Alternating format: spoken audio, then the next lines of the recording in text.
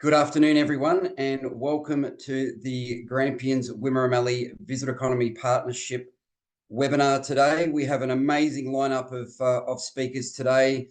All of our key partners within the visitor economy are here today to talk a little bit about the new visitor economy partnership.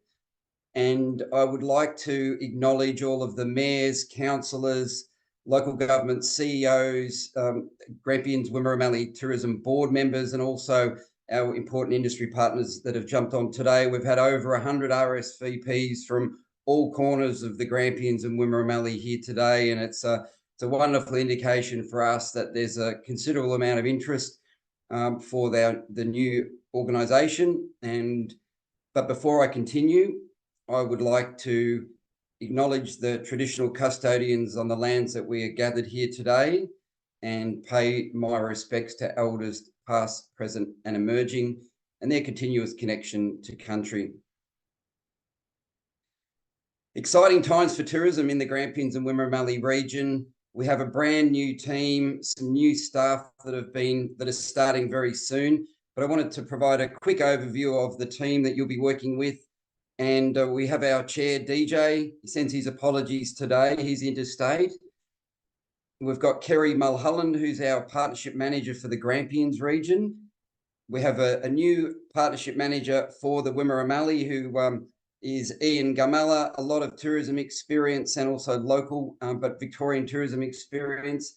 Georgia Bennett is our brand new marketing manager. Georgia starts with us next week and is a resident of the Wimmera Mallee and familiar to our destination marketing. We've had a great partnership in the past and look forward to Georgia coming on board next week. Karin Fraser is our administrative assistant, has been with the organisation over 10 years and a massive amount of experiences and keeps the team together. And Tess Lewin, our projects coordinator. Tess has pulled this event for us together and we'll be looking after a number of projects across both the Wimmera and Grampians. And we look forward to all working with our industry partners over the next 12 and 18 months. I'd like to provide a quick overview of the visitor economy partnerships and for our audience today, and a quick update to advise that we are recognised by the Victorian Government as the peak official voice for the visitor economy in our region. The VEP will collaborate with the state government, councils, industry, and set the vision to manage the growth of the region's visitor economy. We will also deliver on the vision through both demand and supply activities to support the sustainable growth of our region's visitor economy. And it's important to understand that while we're there delivering those demand driving activities, we also need to be considering the supply, the product experience, and how we're growing the visitor economy to match consumer demand and sentiment. We had a strategic planning session last month with our new board members, and the vision for our new organisation is that the Grampians and Wimmera Mallee regions will be recognised as one of Australia's great sustainable nature-based tourism destinations, and that our purpose will be to inspire visitation, overnight stays and expenditure through promotion and development of our industry, culture, product and experiences that create dispersal and value for our partners and visitors. The core responsibilities for our organisation for the industry across the Wimmera Mallee and the Grampians region is condensed into 5 main areas, and that includes destination marketing. We will be delivering destination marketing across both the Wimmera Mallee brand and also the Grampians brand. So there'll be no changes to the way we promote our regions. They'll be delivered independently of each other, but also collaborate across areas like road trips where we feel there's a unique connection between the destinations that can drive dispersal across the region. Industry development and product development are key supply side activities as well, and making sure that we've got designing the increased capacity for our operators to foster a continuous improvement on their experience and delivering a great experience. Next. The other core responsibilities include developing strong partnerships and, of course, tourism investment attraction that supports that supply side activities and helps to deliver a pipeline of new projects forward to continue to grow the visitor economy for communities right across our broad region.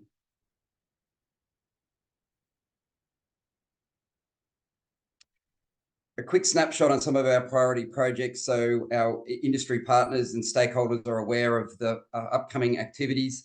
We'll be delivering new tactical marketing activities across both brands. The more recent investment includes Australian Traveller. We have postcards coming into region next month. We've just invested in a campaign with Caravan World. We have an exciting influencer campaign and, of course, a brand new sneaky midweeky campaign, which will be designed to disperse and support our shoulder period when we know businesses are struggling through winter and the impacts of the recent fires, making sure that we've got those midweek days also filling up. We've got a new official visitor guide that we're working on, plus Grampians and a brand new Wimmera Mallee touring guide.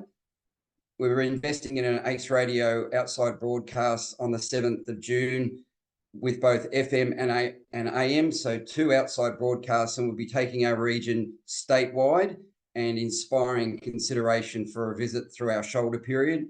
We've got 2 new industry forums coming up. The next one is on the 21st of June. That will be held in Stawell, and then on the 18th of October, one in Dimboola. We're working at the moment with the Wimmera Mallee LGAs on delivering a new destination management plan and also 4 local air action plans. And our partnership managers, both Ian and Kerry, will be knocking on doors of our industry partners over the next 2 months and talking about some of our partner programs and opportunity to leverage both the supply and demand side activities to help support businesses and grow the economy right throughout our region. And industry development will be front and centre and focused on supporting operators through digital coaching, marketing, mentoring, ATBW training, and product distribution development. A really exciting project that I'd like to talk about as well is the new $480,000 visitor inspiration project. It brings together 8 local government partners and Grampians Wimmera Mallee Tourism to develop a Passport VIP, an app that will provide visitors and maps and up-to-date information available 24/7 on what to do, where to go, and what's open in our region. It'll be a first-of-its-kind project. It'll also include the creation of 3 off-grid, multifunctional digital kiosks strategically positioned to disperse people right around our region. And it's a wonderful project that's been supported by the state government that brings all of the 8 local government partners together. And we're midway through delivering this project, and it's a wonderful project that's uniting our destination. We've engaged Little Big Digital Marketing to also support Wimmera Mallee's digital marketing moving forward as part of the new Visitor Economy Partnership. Little Big have been employed to be nimble, reactive, and advance Wimmera Mallee's digital marketing in the following ways, and that includes organic Facebook and Insta content, outreach and community engagement, Meta and Google advertising campaigns, email campaigns, and blog articles. We have a really strong relationship with Little Big. They're best in field when it comes to digital and social marketing. We outsource these activities because it moves so quickly. And we know that the learnings that we've had with Little Big over the last 4 years will put us in a wonderful position to deliver similar outcomes for the Wimmera Mallee brand. And I'd like to finish by saying that the GWM Tourism is a new VEP. It's a new era for tourism across both regions. We have 2 exciting destinations, 1 region and 1 cohesive team, and it's really exciting to be in tourism at the moment. And we have some amazing projects on the go, and looking forward to working with operators right across our region. And then that brings me to our first presenter today, and that is the Honourable Steve Dimopoulos, the Minister for Tourism, Sport and Major Events, Outdoor Recreation and Environment, and a wonderful friend of our region. We've had Minister Dimopoulos in our region a number of times over the last few months, and has been to one of our forums in December, and we're looking forward to hearing from the Minister. Thank you, Marc. Thanks, Minister. We can see you clearly. That's great. Great to have you here today. Thanks, Marc. Thanks for the invitation. So I might just acknowledge the traditional owners of the land of wherever we may be broadcasting or meeting from. I'm at the office in Nicholson Street at Orangery. I want to just say, echoing what you said, Marc, congratulations to the business community and all the councils for coming together with the new VEP, Visitor Economy Partnership. I think it's going to be, I agree with your optimism. I know it's been an extraordinarily tough period with the fires. But I wanted to acknowledge our RAT, Horsham, Northern Grampians, Southern Grampians, West Wimmera, Hindmarsh, Yarrambiack, and Beloke, and 300 industry partners, all the businesses here who put their heart and soul into what they do to brand this beautiful state to international and interstate visitors. I was there. Thank you, Marc, for your generous words, and thanks to the board and your team. I was at Pomona a couple of times in the last few months at Barney's Bistro, and also another visit to look at some of the devastation with the fires, and at Stall Gift back in March.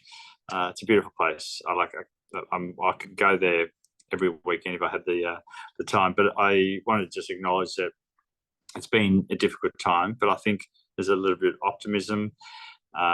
Visit Victoria has done some additional destination marketing to remind Victorians and people interstate that the Wimmera and the Grampians region is open for business. People sometimes make judgments about whether they can go somewhere after a natural disaster. So that's been literally broadcast on messages on television during a football match and on other platforms as well. We've also got so I think most people in this room would know. I think, Marc, I echo everything you said in relation to the offering, the consumer demand, keeping up with that and understanding it. Obviously, we've got the strategic document that was written together with industry over the last couple of years and launched last year, called Experience Victoria 2033, so the 10-year plan for the tourism industry across 5 key pillars, nature-based tourism, wellness, arts and culture, food and drink, and First Nations-led tourism. So today I launched the new Tourism Infrastructure Investment Fund down at Phillip Island. We chose Phillip Island because that was I was looking at some work done on a boardwalk for better visibility for the visitors. So what that fund is, it's a $62 million fund. And it's opens today, and it's open for 2 months.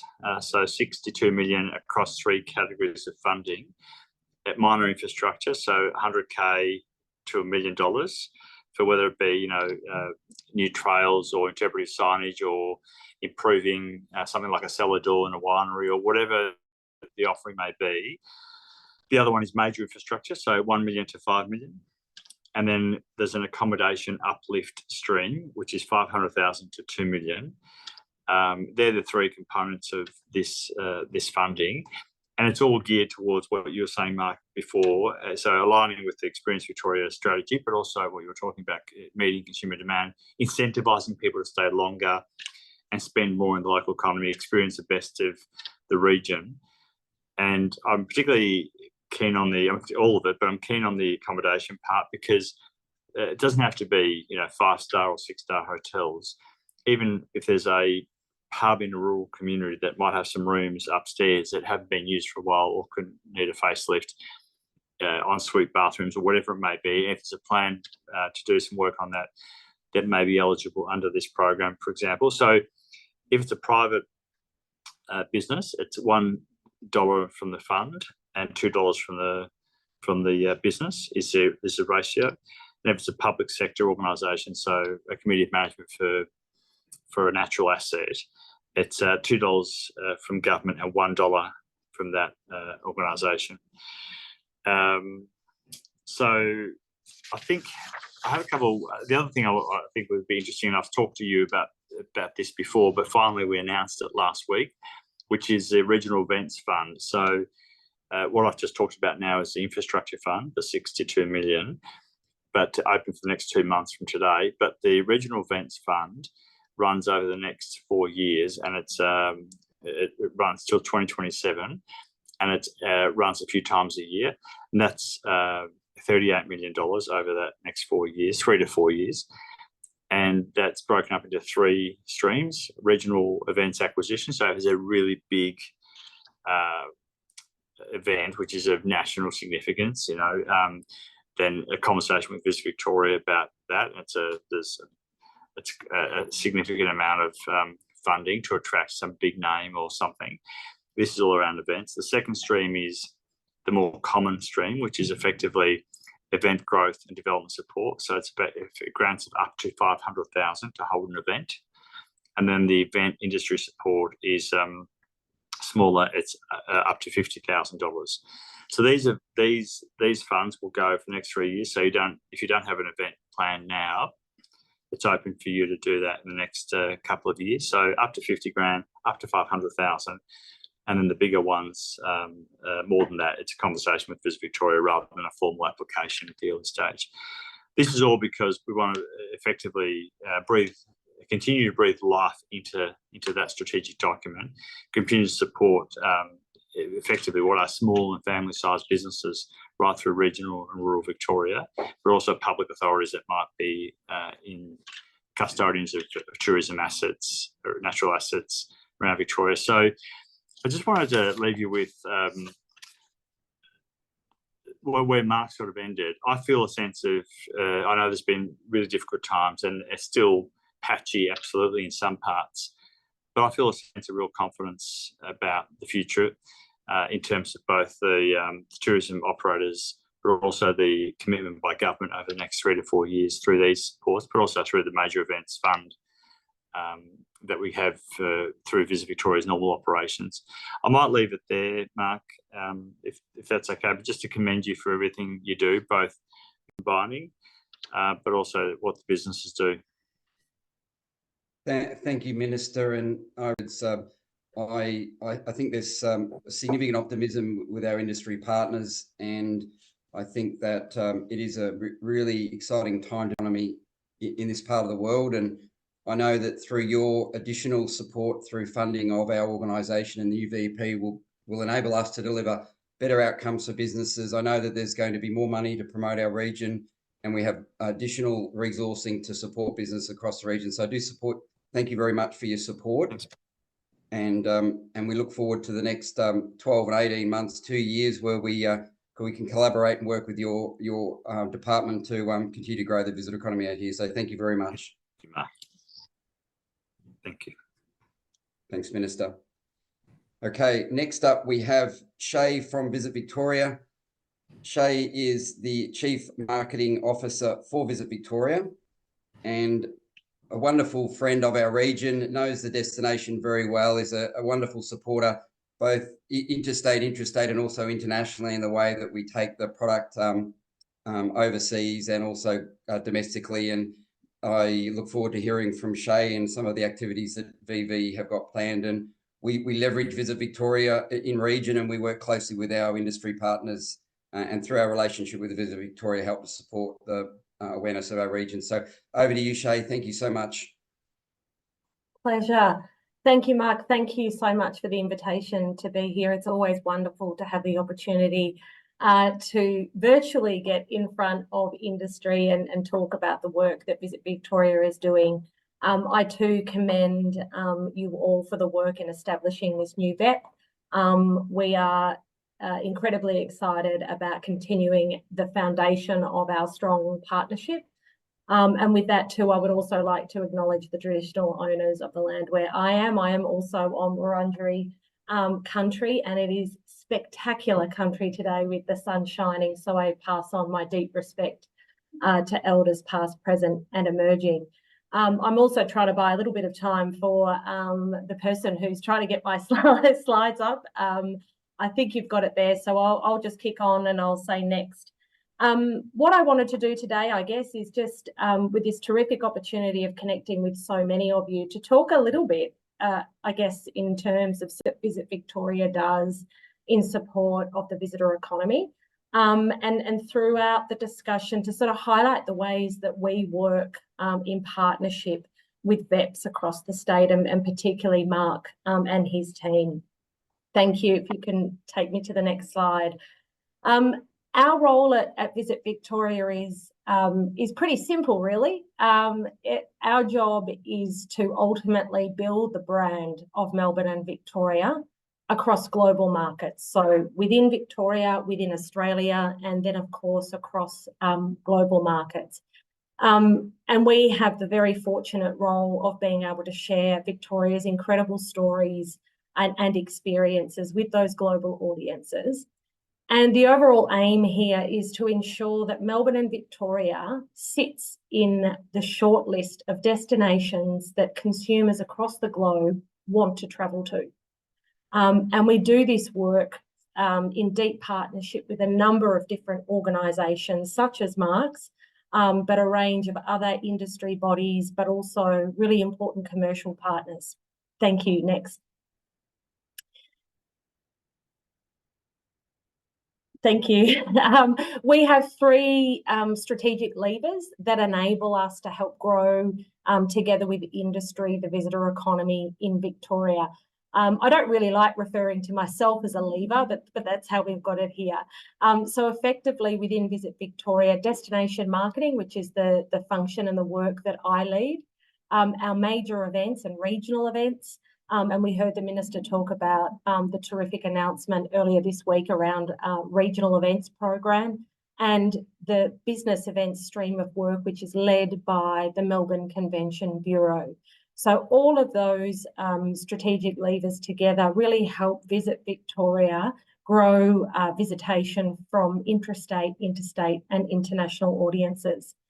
From a marketing perspective, I think it's worth calling out that a lot of the work we do and that a lot of the visible work that you might see from Visit Victoria takes the form of advertising campaigns and large-scale advertising campaigns across television and radio and out of home. But much of the destination work we do is also in partnership with players like airlines, travel agents, accommodation partners. We do a huge amount of work through PR, social media and digital. So in the destination marketing stream, it really is quite an integrated approach that we take. Thank you. And today we sit in an incredibly strong position when we compare to where we were in 2019. Our visitor economy has now reached record levels, 37.8 billion, and there's a reason why it's in such large font. Because it's representative of the significant growth that our economy, visitor economy, has achieved since 2019, when the visitor economy was 32.5 billion. So exceptional growth achieved through the incredible hard work and resilience of Victoria's tourism industry. What we are trying to achieve, thank you, in the next slide, is to get our visitor economy back to a more balanced portfolio of markets. You can see here that in 2019, we had a fairly mixed and even portfolio between people travelling to Victoria from within our state, from within Australia, and from overseas. Whereas where we are now, the majority of our visitation is coming from the domestic market. So Visit Victoria has a very strong focus on recapturing our share from the international market. And you're going to hear from Kristy from Tourism Australia shortly about the work we do in partnership with Tourism Australia to help grow that overall international and get ourselves back to a more balanced portfolio. And the work we do with Tourism Australia is crucial to that. And equally, our partnership with the VEPs across the VEP network is crucially important to that also. Thank you. From a destination marketing perspective, we have a broad approach in terms of the strategic activities that we undertake, and really guided by 4 key principles, and that is we fish where the fish are. We have to make a whole lot of choices about where our organisation will invest its time and resources. So we focus on audiences that have a high discretionary income, and we focus on audiences that are interested in the kinds of things that only Melbourne and Victoria can uniquely offer. And in that same vein, we're leveraging our strengths. So we want to focus on the things that we know Melbourne and Victoria deliver and are unique to other parts of Australia, but of course other parts of the world. And for us, we think that's really embedded in our incredibly creative, culinary and vibrant city of Melbourne that is surrounded by exceptional nature experiences, exceptional Indigenous experiences and food and wine experiences in such close proximity. It is the compact nature of our state that we think is its competitive advantage. For us, consistency is key. None of us have enough resources to not be really, really focused in what we do, but to make sure that every single dollar that we spend and the collective industry spends is leveraging each other and unlocking the power of the multiplier effect. And so what I mean by that is making sure that as an industry, we're all very consistent in how we talk about Melbourne and Victoria. And when we do that, all of our collective efforts will work so much harder. And that's what Marc was talking about before in terms of the work we do together so closely from a destination marketing perspective. It's important to us that our VEP partners are able to leverage from the investment made through Visit Victoria's marketing activities. And of course, we can't be a state like Melbourne and Victoria without championing the diversity of our great state. And the inclusivity and sustainability. And we see that a lot in terms of growing our sector, but growing our sector in a sustainable way. Thank you. How we go about our work is really an integrated approach, and we play, just to get some marketing jargon into the mix, at all stages of the consumer funnel. So at the very top part where we're trying to make Melbourne and Victoria top of mind for people, right down to the very pointy end of actually getting people to book their experiences and book their flights and book their travel to Victoria. So this highlights, I guess, the ecosystem in which Visit Victoria operates, and those key partners from a marketing and commercial perspective that help us amplify our messages, both here in Australia and of course globally. And we're fortunate that we have a number of strong assets that we can draw from as Visit Victoria. We have over 4.4 million social followers across our platforms globally. Karin is here. She's going to talk to you more about the Australian Tourism Data Warehouse that powers our website, visitvictoria.com, which receives over 11 million visitors a year. Thank you. And underpinning all of the work that we do from a marketing perspective is our new brand platform, Every Bit Different. And this campaign was launched earlier this year through the Australian Open. But it was a long time coming and a project that had been identified in the Visitor Economy Recovery and Reform Plan, which really tasked Visit Victoria with working with our industry to articulate what it is that makes Melbourne and Victoria unique and special in a global context. We wanted to cut through the travel advertising category, which has become very homogenous. We wanted to highlight how Victoria and Melbourne feel uniquely different to other places in Australia and across the globe. But really importantly, we wanted to create a platform that our entire industry and ecosystem could leverage. So working with Marc and his team to make sure that when we develop this, it is representative of the experiences of the Grampians and the Wimmera. And part of this project is about providing tools and assets to industry to enable all players in our incredibly rich ecosystem to talk in a similar way about what it is that makes this state so special. Thank you.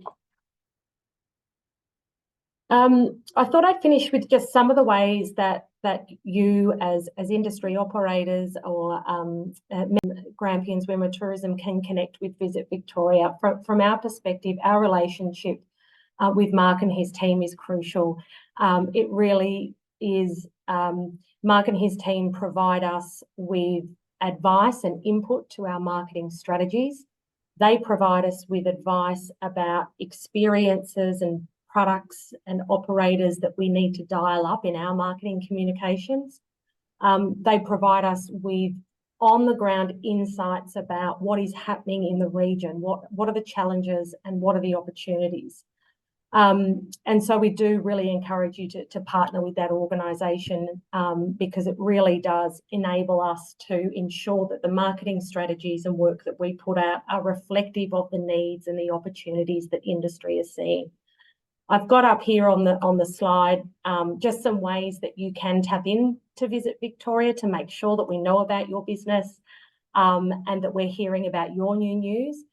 But for us, all roads lead to Marc and his team as a really crucial partner of ours. And I'll stop talking now, Marc. I can see I'm getting that's great, Shae.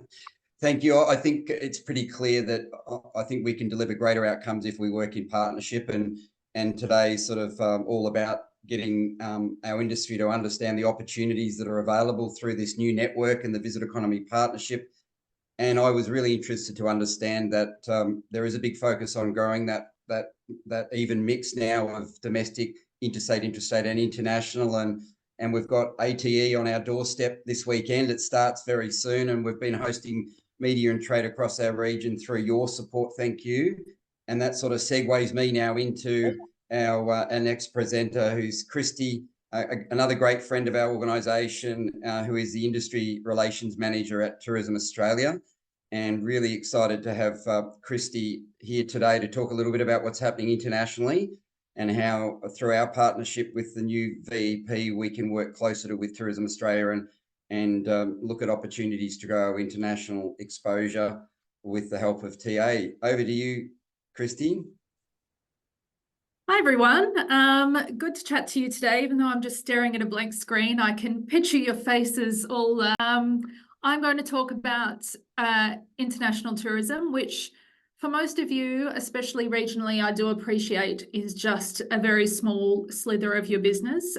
For those of you who don't actively international trade, we kind of estimate it's about 5 to 10% of your business, and that's completely normal. So please don't totally switch off and think, oh, international tourism isn't for me.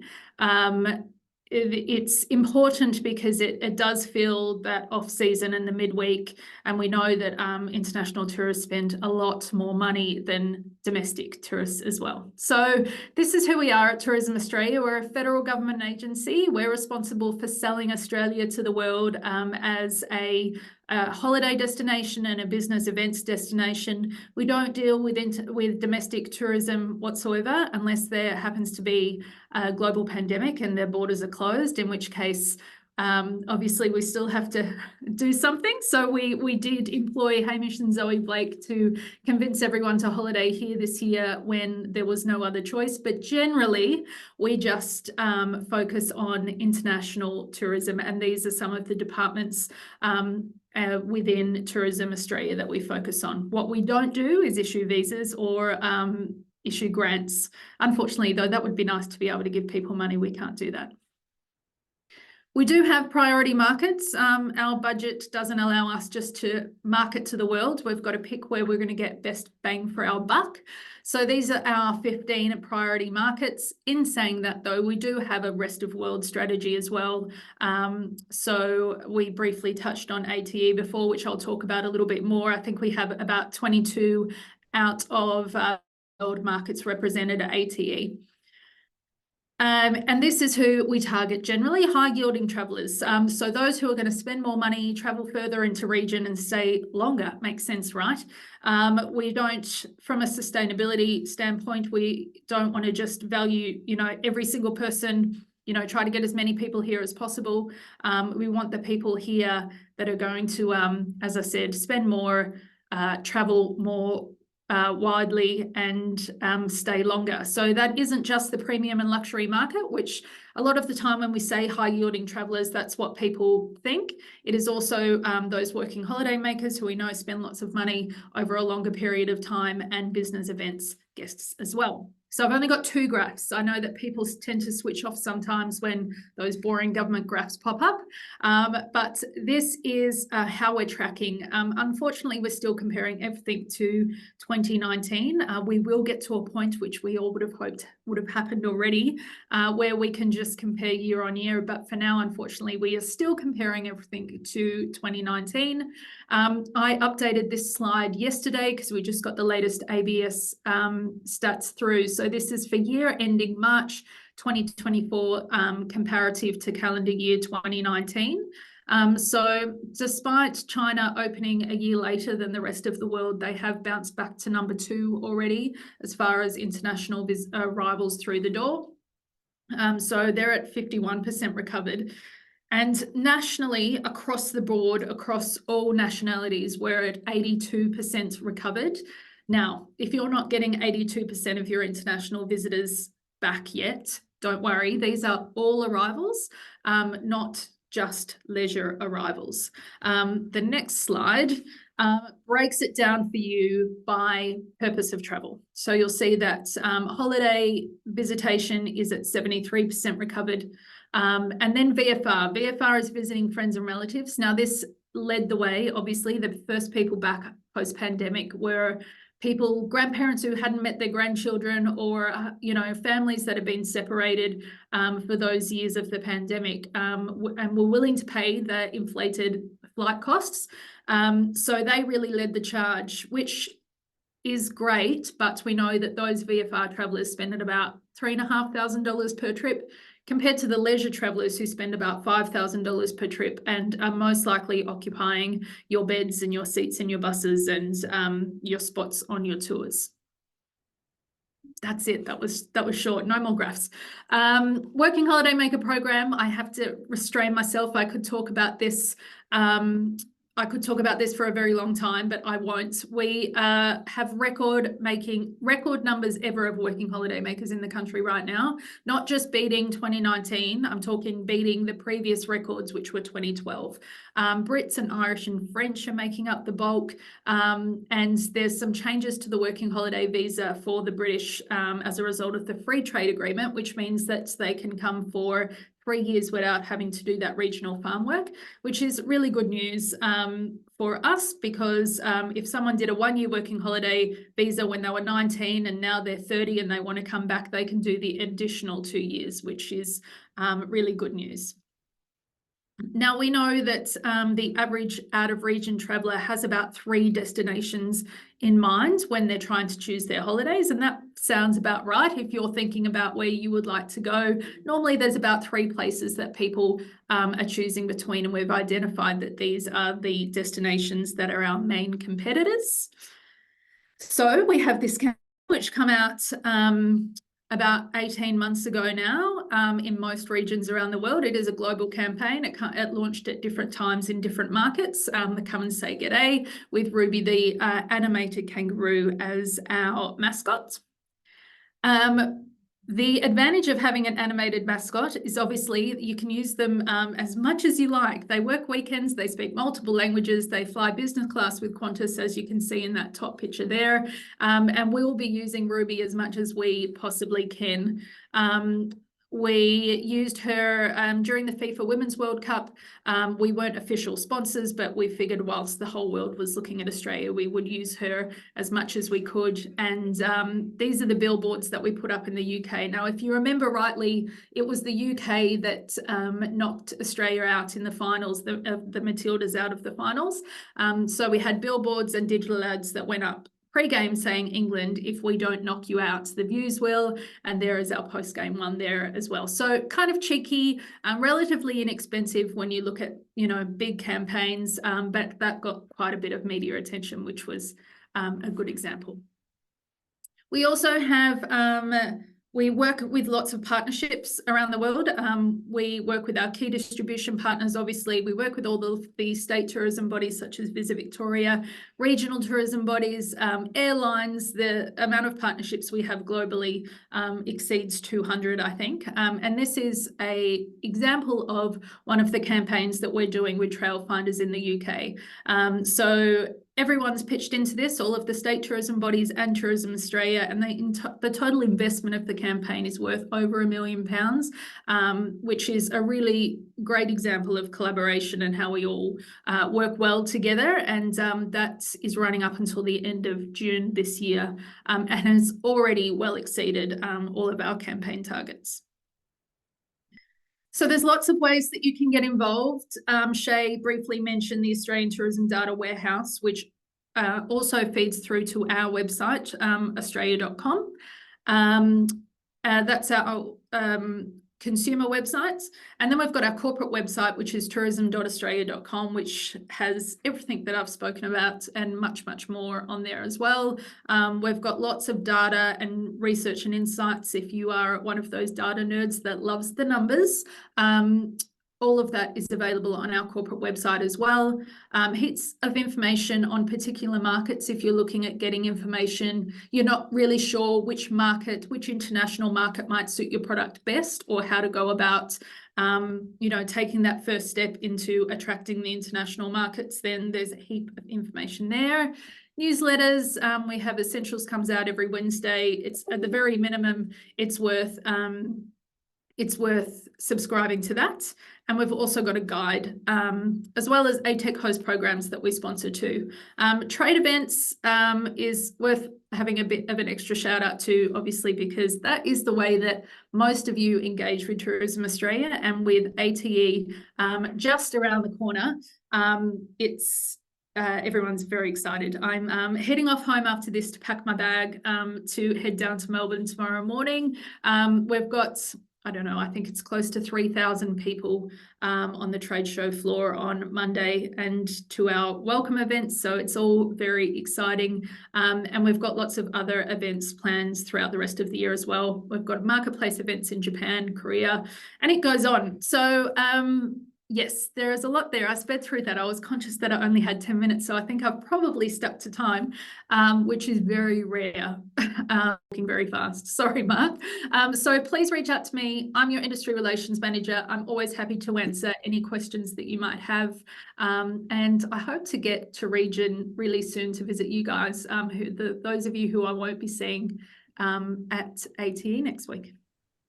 That's wonderful. Thanks, Kristy, and a really great overview of the opportunity in the international market. I think, Kristy, from a local context perspective, our data shows us that the international market into our Grampians and Wimmera Mallee region represents about 280,000 room nights, about $25 million worth of expenditure, and about 55,000 visitors. So it's a significant portion. Like you said, they travel at some of our shoulder periods. They're not just weekend travelers. So some great opportunities, and I look forward to seeing you at ATE. I'll be down there on the trade floor promoting Wimmera Mallee and the Grampians region, and making sure that it's front of mind for all our important wholesalers. So thank you so much, and look forward to seeing you on Monday. Thanks so much, Marc. Thanks, Kristy. Next up on our list of presenters is Chan, the owner of Dimboola Imaginarium. Chan has been a partner of Grampians Tourism in the previous format as the RTB, and has been a shining light for tourism in the Wimmera Mallee, and is a great supporter of tourism. He's a wonderful supporter of collaboration, and understands that we can do much more if we work in partnership and holding hands. And I welcome Chan as our next presenter. Thanks, Chan. Oh, thanks, Marc. Thanks for the opportunity for me to tell the story about the Dimboola Imaginarium. So myself and my partner moved to Dimboola 5 years ago. We had restaurants in Melbourne, and we wanted a midlife tree change. Dimboola wasn't our first preference. Actually, Stawell was. We were going to create an Imaginarium in Stawell, in a Mechanics Institute building, but the deal fell through. So we quickly had to find alternative properties, and Dimboola popped up in terms of the old bank popped up for sale. But my experience of Dimboola was, in the first time I came through, it felt like I entered the twilight zone. It was like there wasn't anyone around. It was a late Monday afternoon. So I knew the town was quiet, but this building popped up, and it was a great opportunity to create an Imaginarium. And for me, an Imaginarium is a place that excites your mind. And for Dimboola, you know, I guess it needed something bold to help resurrect the town. So we came up with the idea of, let's create an Imaginarium, a place that you sort of don't expect to see in a small country town. And also about telling a new story. So as you can see, the coat of arms here, our friend designed it. It tells the story of Dimboola's past and present. The wheat, the sheep, the railway industry, the fish to represent the Aborigines and the Wimmera River, and of course the flora and fauna and the Imaginarium. So it was our start of telling a new story for Dimboola. So I'll start with my background as well. So as I said, I started Cambodian restaurants in Yarraville and Docklands because I was the first Cambodian refugee to arrive in Melbourne in 1976 as part of the Fraser government's initiative to be more humanitarian at the time. We were put on a chartered flight and we came to Melbourne. So my whole life has been in Melbourne. So went to university, did accounting, but then I realized accounting wasn't for me. But what I really wanted was to create experiences. And the opportunity was to create a Cambodian restaurant to showcase food I grew up with, but also the Melbourne food scene at the time. There was hardly any Cambodian restaurants in Melbourne. So my first restaurant was in Yarraville, and Yarraville in 1998 was just at the beginning of the, you know, becoming up and coming. But I was one of the first business to change the perception of the suburb by creating something bold. You know, I sort of like gutted the building and created something modern and refreshing for Cambodian food. And then later in 2005, I opened up one in Docklands as well. So both restaurants gave me experiences about perception. I guess that perception is really important, especially for Dimboola. So I knew that, you know, you have to change the perception of the suburb or the experience. So with Yarraville, for example, a local told me that if you're a female, you wouldn't walk down the street after 6 p.m. So Yarraville had roll steel shutter doors, and I removed them when I put French windows, French doors. And then with Docklands, once again, my experience with that was quite interesting as well. We worked really hard to succeed there, but unfortunately the perception there was negative, mainly driven by the media. So the media affected business, of course. We were considered successful, but it was really hard work for me to make it work. Once again, the perception of Yarraville changed when we had Matt Preston come in to review the restaurant. That changed the perception of Yarraville and Cambodian food. And this was all before MasterChef, before he went on to MasterChef. But with Docklands, it was the opposite. Once again, the perception was negative because of the media. And that affected me as, you know, on a human cost level, because I couldn't sell the business because people had a bad perception of Docklands, even though they haven't been there. Some of them, you know, just believe what was said about the area. And then also, I sold the building at a loss. And after 20 years of the game, I really was burnt out and I suffered depression. And that's why I fantasized about going to the region of Victoria and start a new life. So, and then this building popped up for sale. No one wanted it. In 2018, it went to auction. No, there were no bidders. I guess because Dimboola had declined.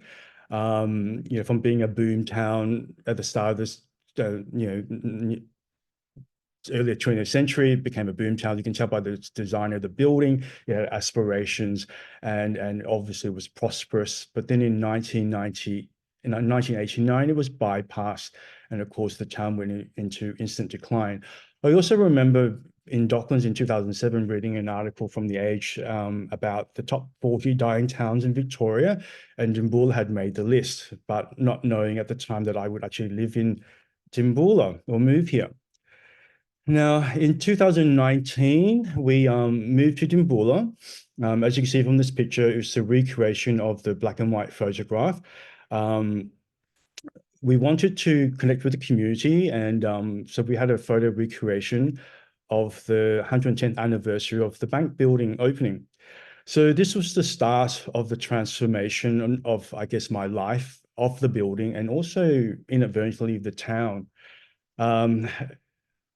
People would say, you know, why would you move to Dimboola? The very first week of us moving to Dimboola, we saw a girl at a fish and chip shop, and she said to us, who the F would move to Dimboola? And that was, 5 years ago. But now things have changed.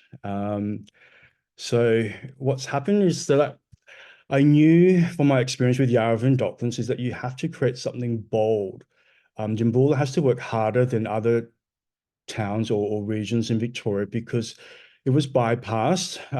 So therefore the town had to work harder to get people back off the freeway and come back to experience the town. So we created something bold. We created an Imaginarium. An Imaginarium is a place you don't expect to see in Dimboola. And the feedback we get from travelers from all over Australia is that when they come into the shop, they get surprised and they say, what is a shop like this doing in Dimboola? I knew we had to create a wow factor. How do you get the town excited again, feel alive again? How do you get people to travel 4 hours from Melbourne to Dimboola? And you have to reward them with a unique experience. So as you can see, this is the internal shot of the bank building. The ceiling height's 4.5 meters. The giraffe's 3.7 meters. So we have a classic look to the shop, but also a quirky component as well. It's a sort of shop you don't expect to see in, you would expect to see in Melbourne or Adelaide, but you don't because it's quite unique what we have created. It's called word of mouth, and that's what's really important to get people talking. But as I said here, you build it and they will come. But the extra problem with Dimboola is to get people from Melbourne and Adelaide and other parts of Australia, you need to market it. And I guess that's the reason why I joined the Grampians Tourism 2 years ago, because I needed that extra help to be exposed. I guess for a long time, the Wimmera was a tourism black spot. And also at the time when I joined Grampians Tourism, I think the Dimboola Imaginarium was the only business that signed up to it. And it was my way of putting my foot in the door into the Grampians, I guess, marketing platform, both print and social media, and also being able to come onto these sort of forums. You have to be a part of it. So in a way, I did it so that Dimboola had a chance to get exposed as well as our business. Now, also to help put Dimboola on the map, I created the Wimmera Steampunk Festival as well. So 2022 was the inaugural event, and we had nearly 3,000 people. And then last year, with the help of Grampians Tourism, we achieved almost 4,500 people, and we had attracted people from all over Australia, except the Northern Territory, through our ticket sales. I wanted to create something really different, really imaginative and quirky. Now, I know the region has a very conservative background, and I wanted to test the region and introduce the Steampunk Festival. It's a festival that I knew worked around the world in other country towns. So in theory, it should work in Dimboola, and thank goodness it did. It could have flopped in a way, but it didn't, because I think people were ready to embrace for some change. It was also during the COVID period as well. So the event, in a way, was my way of bringing the community together and experience some joy again. And the very first event in 2022, it was just after the day the government lifted the QR coding for the unvaccinated. And the night, I remember, it was so full of euphoria. It was unbelievable. I couldn't believe that the town, attracted nearly 3,000 people in costume.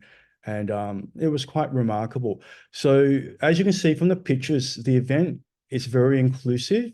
It attracts every demographics. I made it multicultural as well. Coming from a Asian background, I felt that the event needed to focus on ethnicities, different ethnicities, and also different sexualities as well. So it was a success. So once again, being a partner helped promote the event. And of course, I really believe that the region has a lot of potential to become the new shining light for Victoria. But collaboration is key for me. Thanks, Chan. That was wonderful to hear from, and it's to hear your passion about what you do, and the love for Dimboola and for the broader Wimmera Mallee is just outstanding. You're a credit to yourself and your family, but to Dimboola, I know that you're the envy of other locations in the Wimmera Mallee, and you're really setting the benchmark nice and high. And we love working with you. And we look forward to continuing to forge those relationships with you in this new VEP format. So thank you so much, Chan. Really appreciate that. Our next person who I'd like to call to present is Karin from Visit Victoria. Karin heads up and the manager for digital product and ATBW. And I know we've already heard from Shae and Kristy about the importance of having a listing with Australian Tourism Data Warehouse. That's ATBW, and how your business through a listing on ATBW can help profile your business on our platforms moving forward, but also working with Visit Victoria and Tourism Australia. So I hand over, Karin, to you. I thank you so much for your time.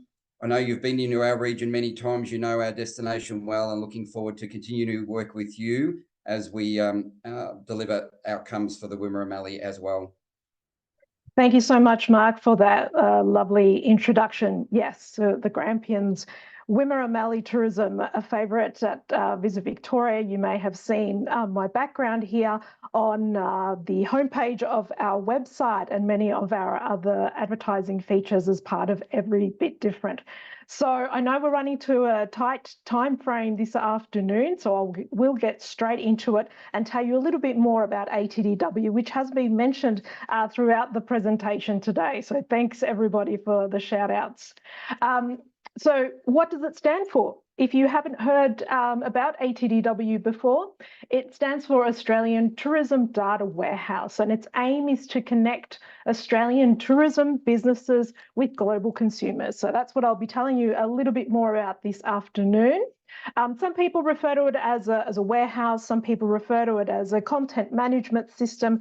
Call it a library, call it what you will. There is about 50,000 profiles on ATBW nationally throughout Australia, and in Victoria we have at any time around about 8,000 of those profiles.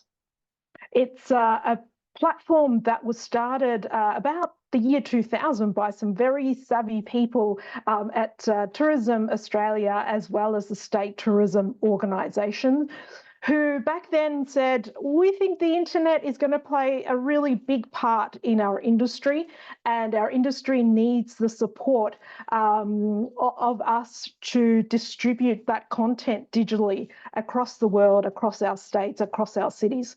So ATBW, as in the platform, was born. It's on your screen, you'll see a little bit of a graphic representation about what it is. So at the start of that process is all our operators. So our hotel operators, our shops like Chan's just mentioned there about the Dimboola Imaginarium, hotels, experiences, attractions, events. They enter their information, that's who we're referring to as tourism operators, enter their information, their photos, their descriptions into the platform. Then as each of the state tourism organisations work on the platform, in this case, of course, it is us at Visit Victoria, it's important to note that all the state tourism organisations own and fund ATBW. So it's not like many of the other digital platforms that we know of that may be based in Scandinavia or the States. ATBW is owned by our industry, based in Australia. There's a small team of about 10 people that run the platform, as in the technology of it. They're based in Brisbane. But our team here, myself, Danielle and Lindsay, we manage the content that's on ATBW. That content then, once it's approved and checked by our team, not robots, by our team, is then distributed to a number of different websites. Kristy spoke about the Australia.com website, a key website in one of the distributors of ATBW, Visit Victoria website, of course, and of course the Visit Grampians website. And at the end, that's just a sample of some of the distributors. Australia's Guide and Victoria 365 is an events website. Our consumers, you and I, our parents, our aunties, interstate or intrastate or internationally, may check 1 or 2 or 5 of those websites to plan their visits to Victoria. So that's in a nutshell what the platform's all about. I'm going to take you through each of these in a little bit more detail, the key benefits of a profile. So be found on the websites that I've just mentioned there. Visit Victoria, 11 million annual visitors. Australia.com, 22.5 plus. So there we have a massive amount of visitors looking at your content, looking at your business information. It's also the starting point of working with the teams at Visit Victoria, with working with Marc and Karin and the team at Grampians Wimmera Mallee Tourism, and with Kristy and the team at Tourism Australia. All of the marketing programs and activities include content from profiles that are within ATBW. They're there, we've got the info at the ready. When we're building campaigns, we take that information and build those campaigns, whether they be glamping, whether they be hiking, as the picture there portrays. The info is at the ready, so it makes it easy for all those teams to work on those campaigns. For you as a business, we know there's so many opportunities to participate in marketing and social media. With ATBW, you just create one profile, and all those changes that you make, you can come back and update it at any time. The changes are automatically reflected across all those websites. It also improves your search engine optimization and drives leads to your own websites, no additional commissions or booking fees, and your profile meets national standards because we check those. So in a little bit more detail, a bit more graphic representation, as you can see here, for example, Halls Gap Zoo, one of the operators on ATBW and for a long time, they've supplied this beautiful image, content, address, URLs. In each of the websites, it looks slightly different, but it's the same information. Really handy, really easy to use. It's also the start of many promotional opportunities, as I mentioned earlier. So Grampians Getaway, their profile on the left, has led to an Instagram post, which the social team at Visit Victoria worked on. It included a number of different operators there. It was there at the ready. It was chosen. The team travelled, took some video, put a post together, amazing results. Space Magazine is another opportunity that we've worked on. It's a magazine that gets inserted into the Herald Sun. Again, prominent opportunity for Grampians Getaway, which I got great results from. It also helps your search engine optimization. So I've done a Google search here. Apologies if the font is a little tiny, but for Absolute Outdoors, which you may know of, a local adventure operator in the Grampians. Their top result is their website, no surprises there. Then we've got their TripAdvisor results, their social media, and then their Visit Grampians website. So the listing from ATBW that displays on the Visit Grampians website is there. And a little bit further down, their listing as it displays on the Visit Victoria website.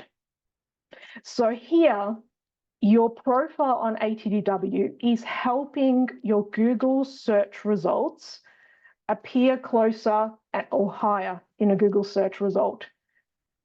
So that's a really important item that sometimes gets missed because we're all so focused on the actual platform and how it looks on different websites. But on Google, it has some really great results. And also, don't forget that it also aligns your product, your business with these key tourism industry well-known brands. In the days of hacking, unfortunately, and websites that are looking like others, but are not the actual website, that's really important. And as I mentioned before, our team, Danielle, Lindsay and myself, we check each of these profiles. So Chan, as well as the Imaginarium, him and his team also offer accommodation. So they've created this beautiful profile here. We check all of the content. just to make sure. We know Chan would never make a spelling error, but we just double check that nothing's been missed, there's no typos, that all the links that have been added to this profile work correctly, that they go through to the Dimboola Imaginarium website, that it all represents well, that the images haven't been cut off. Everything is checked to ensure that the profile meets national quality standards, not only on the Visit Vic website, but all the ones I mentioned earlier. So the all-important question, there is a cost to submitting your profile via ATBW, but considering everything that I've mentioned there, all those benefits, it's a small fee of $2.95 per annum. So that's not ongoing. You need to pay that every year. So it's not like a subscription to Netflix where we're just going to keep taking that money out. No, you need to make that conscious decision of paying that amount. $120 if you are an accredited business. That's with Victorian Tourism Industry Council, Ecotourism or Caravan and Camping. If you're not sure, please contact the team. I've got the contact details on the next slide. Also, currently, it's important to note that a proportion of these listing fees are provided back to regional tourism boards and VEPs throughout Victoria. So it goes back to Grampians Wimmera Mallee Tourism. Not-for-profits can list for free, and all events are also free to list. Payment can be made directly via the platform. There's lots more info on the Visit Vic corporate website, as well as on the Grampians industry website. And just our details here. Marc and the team have all these contact details and are happy to provide them to you. Alternatively, you can contact us directly 9 to 5 anytime. We've got a monthly webinar that we take the industry through to as well. So you're welcome to join us then. Thank you. Karin, that's wonderful. I appreciate the opportunity for you to come along and talk a little bit more about ATBW. It's something that I've been supporting since its inception back in early 2000, and it's a great way for local businesses to get involved in the distribution channel. And I know that Kerry, through her partner program activities with the Grampians businesses, is an expert in this area. And I know that the new Wimmera Mallee partnership manager, Ian Gamala, will be across this as well, who's online with us today as well, and looks forward to getting out into the Wimmera Mallee and providing some additional information and opportunities to leverage that great asset that we have. So thank you so much, Karin. Thank you, Marc. Our next presenter is Penny, who is the Acting Executive Director for Tourism Event Strategy and Reform for the Department of Jobs, Skills, Industry and Region, a main contact and support for us through the VEP. Penny has been an influential individual in this space in helping bring this VEP together, and has facilitated a lot of the discussions with the 8 local government partners. And it is wonderful to have Penny along to talk more about an area that she's been quite passionate about, and scaling up our VEPs to deliver great outcomes for regions. And I'd like you to join me in welcoming Penny as our next presenter. Thanks, Penny. Thanks, Marc. Thank you for the very generous welcome. As Marc said, I'm here today to talk a little bit about how the VEP came together and what state government's role is, and what's the value in joining the Visitor Economy Partnership. I've tried to make it quick because I know we're running a little bit of overtime and you've all been paying attention for the last hour or so. I would like to start by acknowledging the traditional owners of the lands that we're coming from today. I'm coming to you from the lands of the Wurundjeri people here in Naarm, Melbourne, and I'd like to pay my respects to elders past, present and emerging, and extend my respects to elders from the lands that you're all meeting from today. I appreciate the opportunity that you've given us, Marc, to talk about how this came together. There are 29,000 tourism businesses across regional Victoria, and we want to make sure that there's a really strong and connected regional tourism network that brings all of these businesses together and that allows their voices to be heard back to state government. And the Visitor Economy Partnership plays that particular role. It's the peak voice to government for matters of I guess a region's visitor economy.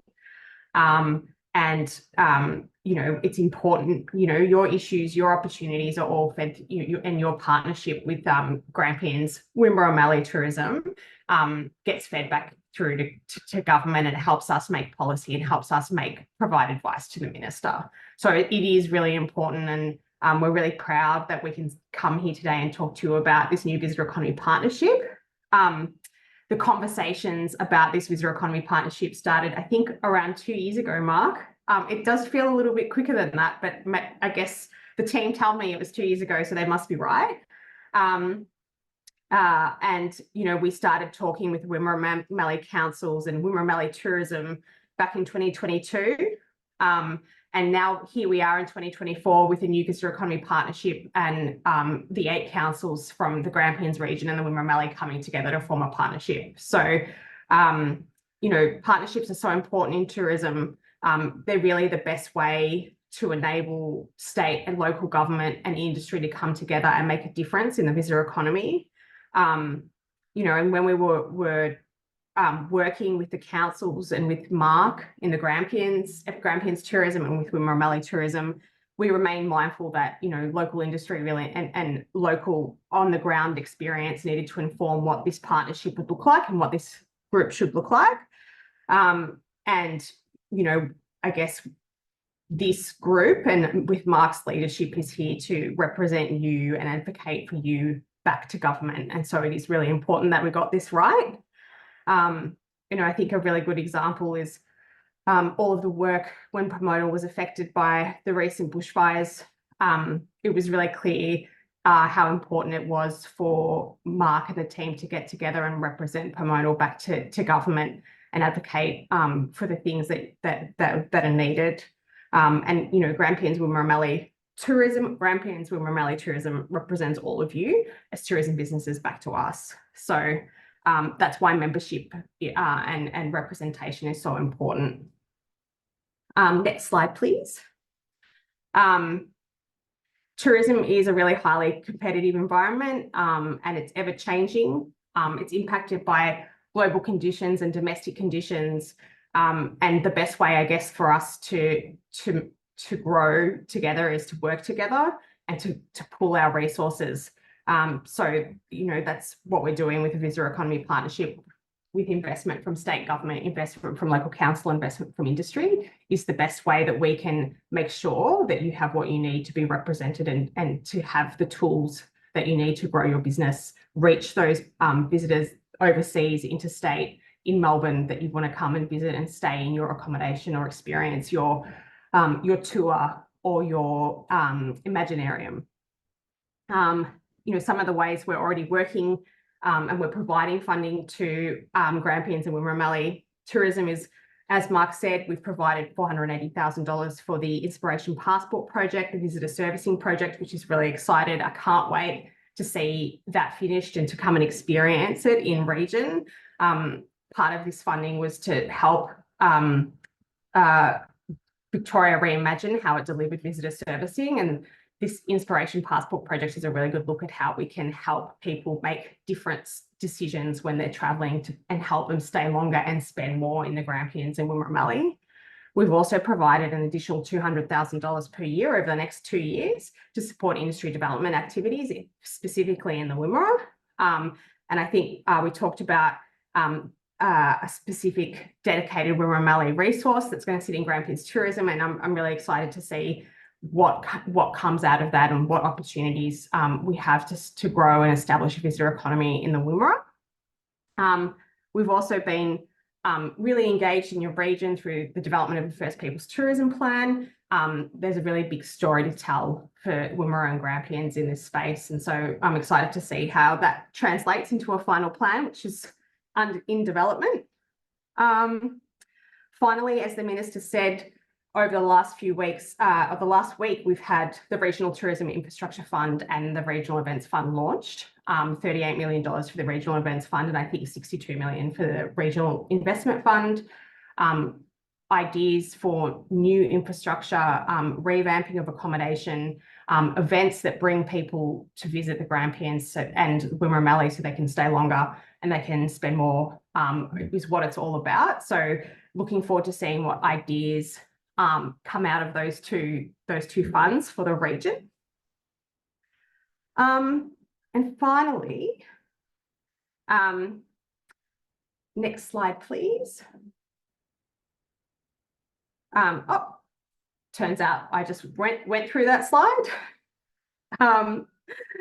That's it. So, you know, I guess we're really excited. We worked hard with Marc and the teams and the councils across the 8 local government areas to bring together an entity that can advocate for you, support you, and represent you to make sure that you can capitalise on the investment from government, whether it's in ATBW, whether it's in the marketing and destination marketing work that Shae and her team are doing, or whether it's through industry development programs to build your capability, to apply for the Regional Events Fund, to apply for a Regional Tourism and Investment Fund. We invest in visitor economy partnerships, and we've created these new entities to ensure that you have the representation support to do that and be successful. So thanks for having me today. It's really exciting. And I'm really glad to see it come together and be launched. So I can't wait to see what you do in the future, Marc. Wonderful, Penny. And look, thank you for your support and for your team as well. You know, with the work that Sam has done, Merava, Erin and Karin have all contributed to where we are today. And I think it's really important to acknowledge that it has been a long road getting our 2 regions together, and it hasn't always been easy. And there have been some individuals in the Wimmera Mallee and also the Grampians that have brought this partnership together. And I'd just like to acknowledge Graham Milne from the former Wimmera Mallee Tourism Organisation. Graham's a councillor at Bullock and was influential in bringing the region together. And Tammy Smith, the CEO of Yarriambiack Shire, was also an influential part of bringing our regions together. And it's not without your support and extra funding from the state government that has enabled this to happen. And as you mentioned, we're here to represent our businesses, and our businesses are in the Wimmera Mallee and the Grampians, and we will make sure that we don't leave any stone unturned in supporting them through our partnership with you and your team. And it is an exciting time to be in tourism here in the region. Our local government partners across the Grampians and Wimmera Mallee are united to deliver great outcomes for businesses, and we look forward to continuing to work with you. There will be so thank you so much, Penny. There will be an opportunity for for people online today to talk a little bit about through a survey that's coming up shortly, provide us with some feedback on some of the next steps. We look forward to working with businesses right across the Wimmera Mallee and Grampians from all over our region. It is I think our region now represents about 25% of the size of Victoria. We will be on the ground, knocking on your doors, coming to see what your needs are to help you deliver a great experience and grow your business, support local communities and grow the economy in both parts of the world. We'll have dedicated staff in each region supporting you. We have more funding to support demand driving activities, and that includes tactical marketing. Jump on board. We need to partner with you as businesses to deliver greater outcomes for both regions, and we look forward to strengthening our partnerships. In the survey, there's an opportunity to provide some other things that you may like to see in future forums. So please let us know if it's digital marketing you're looking for, if it's to better understand distribution. Penny and the Minister mentioned the REF funding and also the infrastructure funding that's just been announced. If you'd like more information about that, please reach out to the Grampians Wimmera Mallee team. We've got Tess's contact email up there. Please shoot her an email. She'll distribute that. We look forward to working with partners across the region and representing the Wimmera Mallee and Grampians, and look forward to an exciting 12 months ahead. Thanks very much, everybody. Have a great afternoon.